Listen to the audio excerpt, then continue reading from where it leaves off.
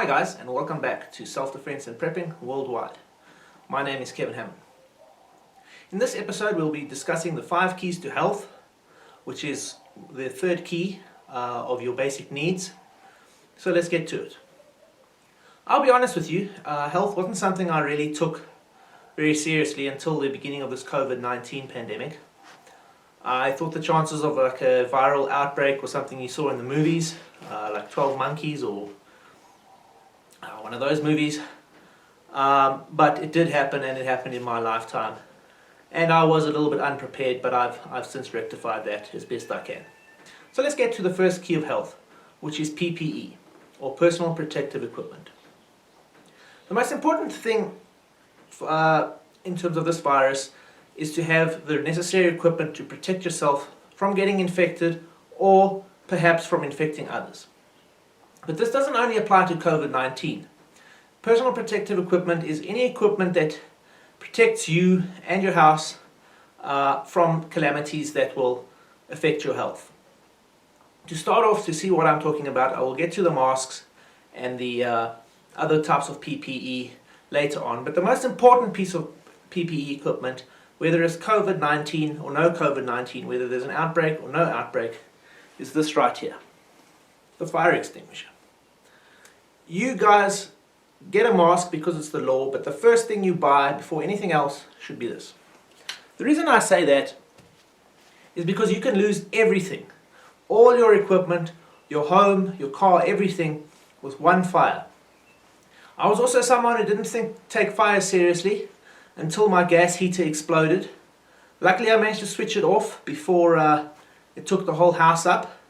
But from that day I learned that fire can consume your entire surroundings before you can do anything about it. And if you don't have a fire extinguisher, trying to improvise in a time of panic, trying to throw little glasses of water or beat a fire down with a blanket is basically, it's too late, and you're going to lose everything.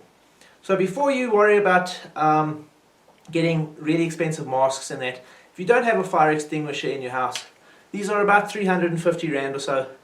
Go and get one, put it somewhere where you'll remember it, so that when the fire breaks out, you can put it out. Because a house fire is not a joke, and it's not something that you can put out willy-nilly if you don't have the right equipment. I was lucky I managed to switch that gas cylinder off on time, but if I couldn't, I could have lost everything. So my first tip for PPE, get a fire extinguisher. Okay, so now let's move on to the PPE in terms of stuff that you wear to protect you from the threats you face out there, threats to your health. With security, I mentioned how you need to picture the threats you face and picture yourself dealing with those threats. The same thing applies to health. So right now we're in the COVID-19 pandemic. So obviously the main threat you're facing is COVID-19, getting infected with COVID-19, and all the things that go along with it. So you need to understand a little bit about COVID-19. Do some research. There's so much information out there, probably too much. But learn from reputable sources and just develop the knowledge so that you are able to understand the threat that you face and you can develop countermeasures to it. So the first way of mitigating the threat of COVID-19 is, of course, the mask. You get many kinds of different masks. The only one that can actually protect you from inhaling COVID-19 virus, if there is virus on you, is something they call an N95 mask. These are highly specialized masks that are mainly reserved for people in the COVID-19 wards and medical staff. So at this time, you're really going to struggle to get an N95 mask unless you can get it from overseas suppliers or something like that. An N95 mask has a viral filter in it, so it's been designed specifically to stop tiny particles like the COVID-19 virus, and it's only these viral filters that can stop you from inhaling COVID-19 if you come into contact with it in like a aerosol form, or if someone sneezes right on your face kind of thing. However, the issue of masks goes beyond just protecting yourself. It's also about protecting others. If you have COVID-19 and you sneeze into a mask, you're so much less likely to spread your virus in this big mist as opposed to if you didn't have a mask. If you can get an N95 mask, I suggest you get one. Don't worry about giving it to a health professional or whatever. You're a prepper, you're looking after yourself. In addition, we need to remember that this whole story with masks, with COVID-19, many of us were caught a little bit unprepared, but let this be the catalyst. It's not only COVID-19, there could be a COVID-20, a COVID-21, there could be hundreds of new viruses out there. In addition, there's bacteria and also things like chemical attacks. Therefore, if you can get an NBC mask, a proper old-fashioned gas mask that's been rated for biological weapons, you should try and get one. Even the old Soviet ones. It might seem a bit extreme and you can't really go out with one because you'll look ridiculous and the police and that might harass you. But that's only because of the situation we're facing now. Things may deteriorate. Like I say, there may be other viruses, and a gas mask will protect you not only against viruses, but also against chemical weapons or tear gas, which is something that many governments use against their citizens. So if the opportunity arises and you can get a decent gas mask or chemical mask, anything that's NBC protected, I suggest you get that just as a matter of preparation. In the meantime, wear your cloth masks, make some cloth masks. I've presented some slides here just to show you the different kinds of masks, and get used to wearing it, as it's the best way for us to stop the spread of COVID-19. Moving on to PPE, then beyond masks, you should maybe try and get one of those clear perspex things that you look through. That will also prevent anyone sneezing or any viruses that come in mucus from actually touching your face or getting into your eyes. So you need to protect your eyes as possible if you can. One of the problems with wearing masks and, for instance, glasses or sunglasses is that they cause the glasses to fog up. So try and work out a solution to this. If you can wear glasses with your mask, if maybe just move them up and down a bit, because the main way that the virus gets into your body is either through your mouth or through your eyes. So that's step one, PPE. Get as much personal protective equipment as you can. In terms of helmets and those kinds of things, steel-toed boots, anything that's PPE, try and get it as you go along. It's an investment. You'll always be happy that you had it rather than not having it. So that's key number one. Key number two then is first aid. It's all well and good to have a well-stocked house with PPE and food and weapons to protect you. But if you cut yourself while you're putting something up with an angle grinder, you can bleed to death before help can get to you, which means you need to have first aid. In addition, if you take security seriously, you understand that the chances are someone could be hit by a bullet, either someone attacking, in which case you might have to help them, or yourself, you might be hit by an attacker's bullet. So you need to know that trauma and bad injuries are part of life, and you need to know how to deal with them. With that in mind, you need to have first aid kits. I went on a first aid course, and I'm really happy I did, as it taught me the mindset of a first responder. A few months after my first aid course, I came across a lady who had been hit by a car on the side. Well, she was on the side of the road. She had been hit by a car, and she was badly injured. A lot of people were standing around doing nothing. They didn't know who to call. They didn't know what to do. Everyone was panicked, and they didn't act correctly. So this is the mindset of the first responder. You need to firstly have the first aid kit so that you can render first aid. And secondly, you need to know how to do it. And one of the things that the first aid course taught me, and one of the most important things, are the numbers of the ambulance. Here in South Africa, we don't have 911, and most of the state ambulances are out of operation because they lack funds and because of the general mismanagement of the government. Therefore, you often have to rely on private ambulances, and most people have no idea what these numbers are. I provided these numbers for you. Write them down, keep them handy in your car and also in your house, so that if anything happens, you can call the ambulance before it's too late. Okay, so with regards to a first aid kit, there are many kits available. The bigger one, more expensive ones, are often for people like paramedics and that, and you may not know what to do with some of those things, so I wouldn't advise that. Just like I said with the torches, rather get 3 or 4 kits that cost 200 Rand rather than one kit that costs 700 Rand. Because you should have a first aid kit always in your car and at least 2 in your house. So that's already 3 first aid kits that you need there. In terms of what you need in your first aid kit, I am providing a list. But the main thing that you need to think of is that people will be bleeding, they'll cut themselves or they'll be hit really hard with something and there'll be blood coming out, and that's generally speaking what you need to deal with when you're doing first aid. So one of the main things that I've learned is that you forget a lot. Even if you go on your first aid course, it could be years before you use it. And how are you supposed to remember all of this stuff? That's why I suggest you get one of these. A small first aid book that you can keep in your first aid kit. This book has everything you need in terms of how to put on bandages, sutures, how to do CPR on that. And it'll obviously, when you're in a state of panic and you can't remember what to do, a book like this will be worth its weight in gold. In terms of your first aid kits, these are a few that we have. This one here is your standard first aid kit.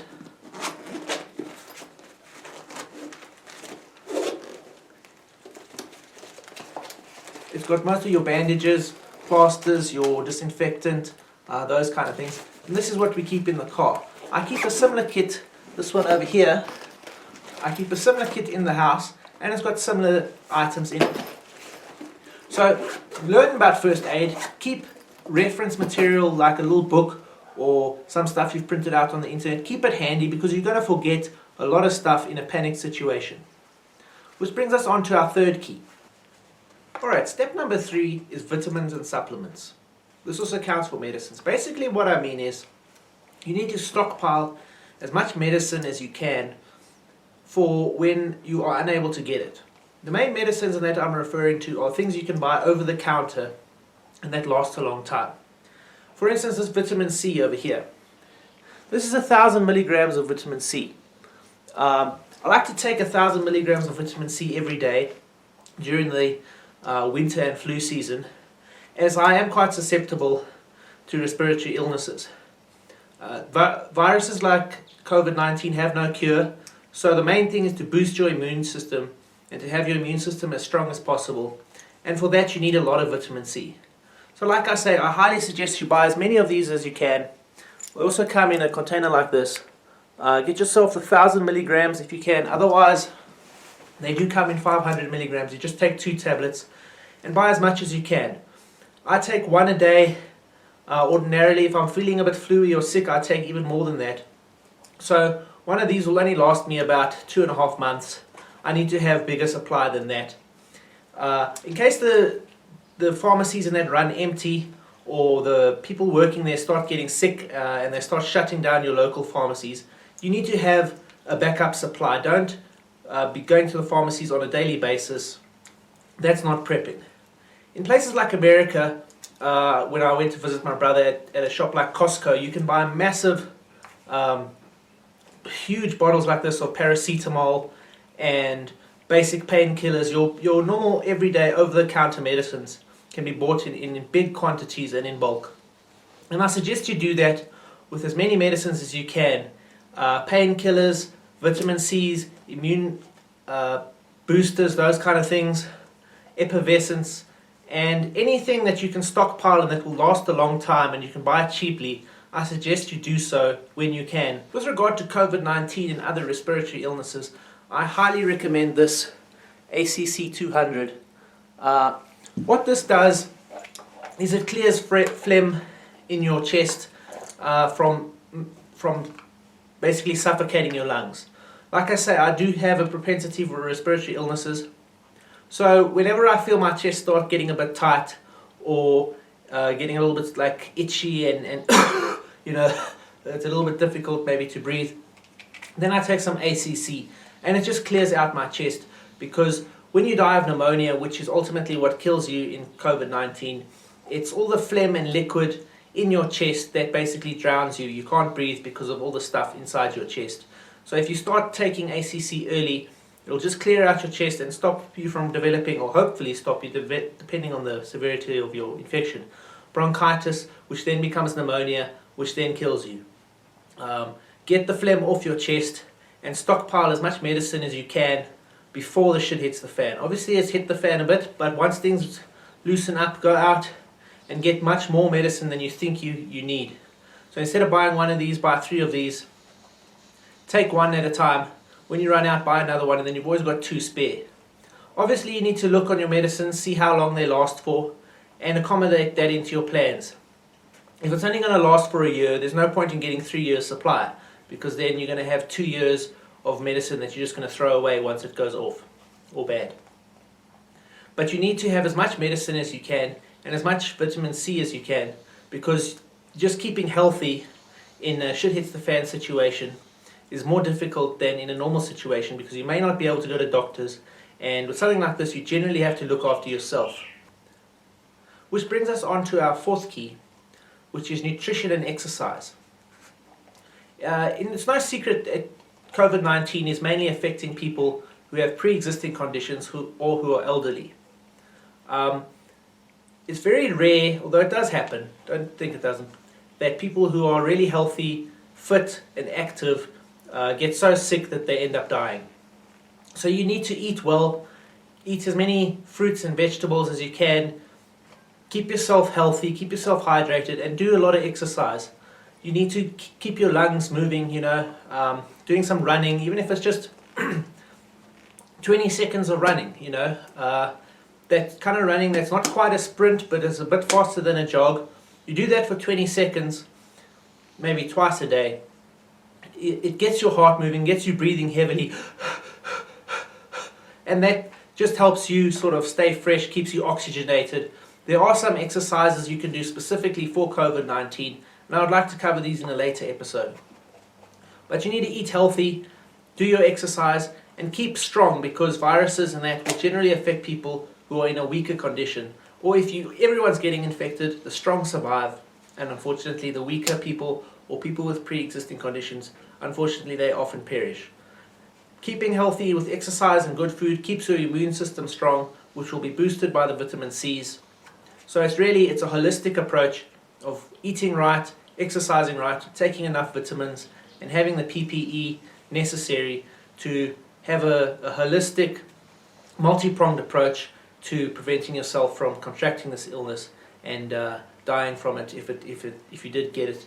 Try and make it not a fatal case. Which brings us on to key number 5, which is knowledge. I'm not a trained doctor. I've been on a first aid course which taught me to be a first responder, but like I said, I probably forgot a lot of those things, which is why I carry my source material readily available. And this is the key for you as well. You can learn a lot and read a lot, and I suggest you do this.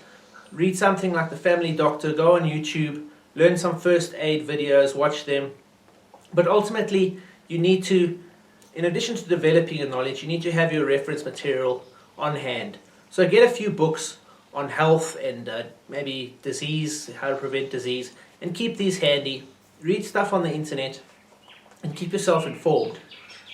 The chances of you having to do sort of open heart surgery on someone in a shit hits the fan situation, I don't really see that as happening. The main things you need to protect yourself in terms of first aid and knowledge are life-threatening injuries, like perhaps a gunshot wound or a really bad laceration that's bleeding a lot, or someone's broken a leg, a car accident. Think of your typical car accident type of injuries. These are the things you're likely to come across.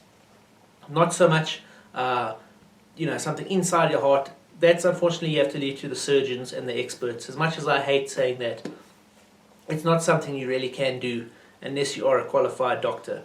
So you just need to concentrate on 3 or 4 possible injuries, possible illnesses, and learn as much as you can. Keep your reference material at hand, like our trusty first aid book. Keep one of these in your first aid kit. Keep yourself informed, and I'll see you in the next episode, guys. Thank you for watching.